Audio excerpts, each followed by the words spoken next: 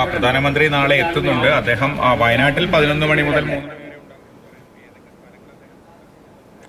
പരിശോധിക്കുന്നുണ്ട്. മിക്കവാറും അദ്ദേഹം റോഡ് മാർഗം തന്നെ ചൂരൽമലയിൽ എത്താനാണ് സാധ്യത. ഇന്നിപ്പോൾ നേരത്തെ പറഞ്ഞതുപോലെ ജനകീയ തെരച്ചിൽ നടക്കുകയാണ് മുണ്ടക്കയിലും പുഞ്ചിരിമട്ടത്തും അതുപോലെ ചൂരൽമല സ്കൂൾ റോഡിലുമൊക്കെ ഒരുപാട് ആളുകൾ താമസക്കാർ എത്തുന്നുണ്ട് തെരച്ചിലിനായി. അവർ പല കാര്യങ്ങളും രക്ഷാ സേനയോട് തിരയുന്നുണ്ട്. ഞാനിപ്പോഴുള്ളത് ചൂരൽമല ടൗണിലാണ്. ഇവിടെ ഇപ്പോൾ നടക്കുന്നത് ഈ നാശനഷ്ടങ്ങളുടെ ഒരു പ്രാഥമികമായ വിവരങ്ങൾ ശേഖരിക്കുകയാണ്.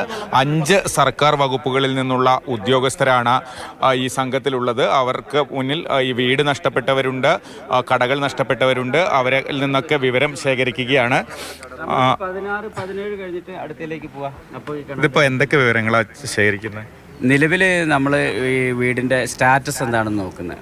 വീട് തകർന്നിട്ടുണ്ടോ, അതിന് എന്തെങ്കിലും കേടുപാടുകളുണ്ടോ, അത്തരം കെട്ടിടങ്ങളുടെ സ്റ്റാറ്റസ് ആണ് നോക്കുന്നത്. കെട്ടിടങ്ങൾ എന്ന് പറഞ്ഞു കഴിഞ്ഞാൽ വീടുണ്ട്, അതുപോലെ തന്നെ മറ്റ് കടമുറികൾ, ഇതൊക്കെയാണുള്ളത്.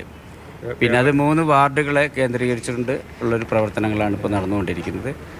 വിവിധ ഡിപ്പാർട്ട്മെൻറ്റുകളെ ഏകോപിപ്പിച്ചുകൊണ്ട് എല്ലാവരും സംയുക്തമായിട്ടൊരു 10 ടീമായിട്ടാണ് ഇപ്പോൾ ഇന്ന് ഇറങ്ങിയിട്ടുള്ളത്. 12-ാം തീയതിക്കകം റിപ്പോർട്ട് കൊടുക്കണമെന്നാണ് പറഞ്ഞിട്ടുള്ളത്. പലരും ഈ വീട്ടിൽ നിന്നൊക്കെ ഇറങ്ങി ഓടിയവർ കയ്യിൽ പൈസ ഇല്ലാത്തവരുണ്ട്, അടിയന്തര ധനസഹായം. ഇതിന് എന്തെങ്കിലും നിങ്ങളുടെ പ്രോസസ്സോ ഉണ്ടോ? എന്തെങ്കിലും സർക്കാരിൽ നിന്ന് അങ്ങനെ ഒരു നീക്കം ഉണ്ടാവോ? അപ്പോൾ നിങ്ങൾ പഴയ ജനപ്രതിനിധി കൂടി ആയതുകൊണ്ട് ഞാൻ ചോദിക്കുന്നു. അല്ല, ഈ പ്രോസസ്സ് അത്തരം കാര്യങ്ങൾക്കല്ല. അതായത് നിലവിലെ സ്റ്റാറ്റസ് എന്താണ്, വീടിൻ്റെ കെട്ടിടങ്ങളുടെ സ്ഥലത്തിൻ്റെ ഒക്കെ ഗതി എന്താണെന്നുള്ളത് അറിയാൻ വേണ്ടിയിട്ടുള്ള ആ ഒരു പ്രോസസ്സ് മാത്രമാണ് ഇപ്പോൾ നടക്കുന്നത്. നാശനഷ്ടങ്ങളുടെ ഒരു കണക്കെടുപ്പല്ല, കണക്കെടുപ്പല്ല. അത്തരത്തിലുള്ള കാര്യങ്ങളൊക്കെ സർക്കാർ ആലോചിച്ച് ചെയ്യേണ്ട കാര്യങ്ങളാണ്. ഇപ്പോൾ ചെയ്യുന്നത് അതല്ല.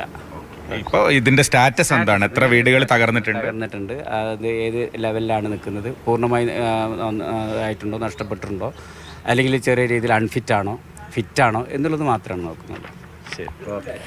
അതാണ് ഇപ്പോൾ കെട്ടിടങ്ങളുടെ സ്റ്റാറ്റസ് എടുക്കുകയാണ്. കാരണം കടമുറികളൊക്കെ ഇനി അത് നടത്താൻ പറ്റുമോ, കെട്ടിടങ്ങൾ ഫിറ്റാണോ, അല്ലെങ്കിൽ എത്രത്തോളം തകർന്നിട്ടുണ്ട്, അത്തരം കണക്കുകൾ ഓരോരുത്തരുടെയും ഉടമസ്ഥതയിലുള്ള കെട്ടിടങ്ങളുടെ സ്റ്റാറ്റസ് ആണ് ഇപ്പോൾ ഈ സംഘം എടുക്കുന്നത്. ഇത്തരത്തിൽ 10 ടീം ഈ ഭാഗത്തുണ്ട്. നമ്മളോട് പറഞ്ഞത് വളരെ പ്രധാനപ്പെട്ട ഒരു കാര്യമാണ്. ഉടുതുണിയല്ലാതെ മറ്റൊന്നും കയ്യിലില്ലാത്ത മനുഷ്യരാണ് ആ ക്യാമ്പുകളിൽ കഴിയുന്നവർ. അവർക്ക് അടിയന്തരമായ ധനസഹായം. നാളെ പുറത്തിറങ്ങിയാൽ എങ്ങനെ ഭക്ഷണം കഴിക്കുമെന്ന് പോലും അറിയാതെ, എവിടെ താമസിക്കുമെന്നും പോലും അറിയാത്ത മനുഷ്യരാണ്. അവർക്ക് വേണ്ടത് എത്രയും പെട്ടെന്ന് ചെയ്യണം. അതിനുള്ള നടപടികളൊക്കെ നമ്മുടെ സർക്കാർ സംവിധാനങ്ങൾ എത്രയും പെട്ടെന്ന് പൂർത്തീകരിക്കുമെന്ന് നമുക്ക് പ്രതീക്ഷിക്കാം.